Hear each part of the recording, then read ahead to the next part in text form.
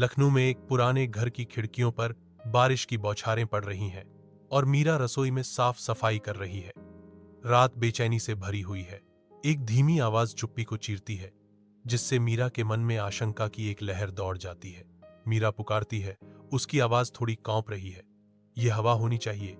आरती, नेहा, क्या तुम जाग रही हो? घर में एक डरावनी आवाज गूंजती है। यह मेरा घर है। मीरा का खून ठंडा पड़ जाता है। पुराने घर में नेहा बढ़ती बेचैनी के साथ आरती को देखती है। नेहा मीरा की आस्तीन खींचती है। उसकी आवाज चिंता से भरी हुई है। मम्मी, आरती दीदी कुछ गलत कर रही हैं। देखो वह दीवार पर क्या बना रही है। मीरा का गुस्सा भड़क उठता है जब वह आरती का सामना करती है। आरती, यह सब क्या है? तुम्हें क्या हो गया है? आरती वश में खाली आगे देखती है, कहती है, मैं शंभुनाथ हूं, यहां मरा, अभी भी यहां। पुराने घर के भीतर टिमटिमाती रोशनी के कारण भयानक छायाएं पड़ने से रात और गहरी हो जाती है, जो अकथनीय आतंक के लिए मंच तैयार करती है। नेहा की डरी हुई चीख शांति को चीर देती है। मम्मी, जल्दी आओ, दीदी ओग रही हैं। मीरा भागती हुई अंदर आती है।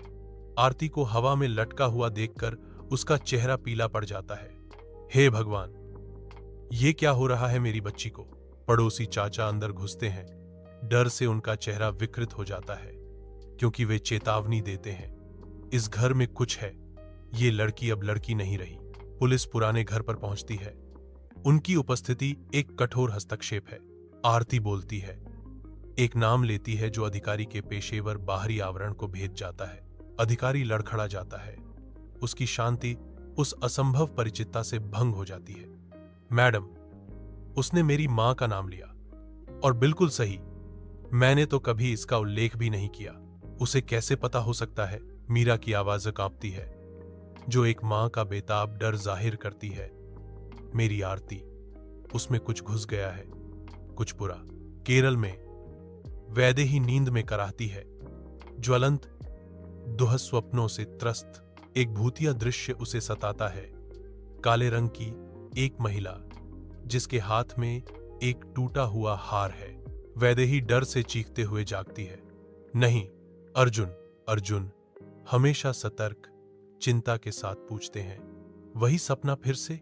एक अनदेखी शक्ति से प्रेरित होकर वैदेही अचानक दृढ़ संकल्प के साथ घोषणा करती है, हां, ऐसा लगता है कि बुलावा आ गया है। चलो लखनऊ चलें। मीरा के पुराने लखनऊ वाले घर में अर्जुन और वैदेही के कैमरे लगाते ही परछाइयां नाचने लगती हैं।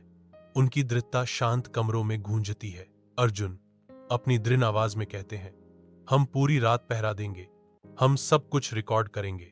कैमरे की ठंडी निगाहें अस्पष्ट को कैद करती हैं। आरती चम्मचों को मोड़ती है और कुर्सियों को गिराती है। उसकी हरकतें तर्क को धता बताती हैं। अगली सुबह अखबार में खबर छपती है, लड़की का नाटक, सब झूठ। वैदेही की आवाज तीव्र इनकार में उठती है। यह कोई नाटक नहीं है, यह कुछ और है।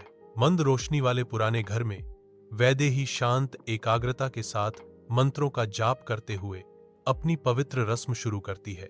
अगरबत्ती का धुआं घूमता है और तेल के दीपक टिमटिमाते हैं, जिससे नाचती हुई परछाइयां बनती हैं। जैसे ही वैदेही की आवाज तीव्रता से बढ़ती है, अचानक वैदेही एक सम्मोहन में प्रवेश करती है। उसकी आंखें अलौकिक दृश्यों से भरी हुई हैं। उसके सपने में एक डरावनी औरत दिखाई देती है। मैं काली मोक्षी हूं, मुझे एक शरीर चाहिए, मुझे एक बलिदान चाहिए। वैदेही नियंत्रण पाने के लिए संघर्ष करती है। उसके दिमाग में भयानक शब्द गूंजते रहते हैं। हांफते हुए वैदेही फुसफुसाती है, शंभुनाथ कोई भूत नहीं था, असली शक्ति काली मोक्षी है, और अब वह एक बलिदान मांग रही है। तूफान के साये में पुराना घर उभरता है, जिसका मुखौटा खून जैसा दिखता है। तूफान के प्रकोप के बीच नेहा की डरी हुई चीख रात को चीर देती है। मम्मी, दीदी छत पर चढ़ गई है। मीरा की बेताब चीख गूंजती है। आरती, अर्जुन तूफान से जूझते हुए घर की ओर दौड़ता है।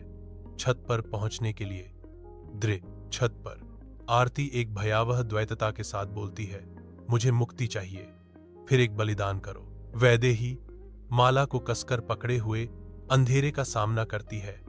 काली मोक्षी, मुझे तुम्हारा नाम याद है। तुम डरी हुई नहीं हो, लेकिन मैं भी डरी हुई नहीं हूं। आरती मूर्छित हो जाती है, उसका रूपांतरण उलट जाता है और पीछे एक भयावह शांति छा जाती है। मीरा आरती के पास भागती है, उसकी आवाज राहत से भरी हुई है। बेटी, मेरी बच्ची वापस आ गई। अर्जुन उस भयावह अनुभव से त्रस्त होकर फुसफुसाता है, सब खत्म हो गया शायद। अर्जुन कठपुतली उठाता है। सुबह की रोशनी में उसकी आंखें भयावह रूप से चमक रही हैं। वैदेही आकाश की ओर देखती है। उसकी आवाज हवा के झोंके के बीच केवल एक फुसफुसाहट है।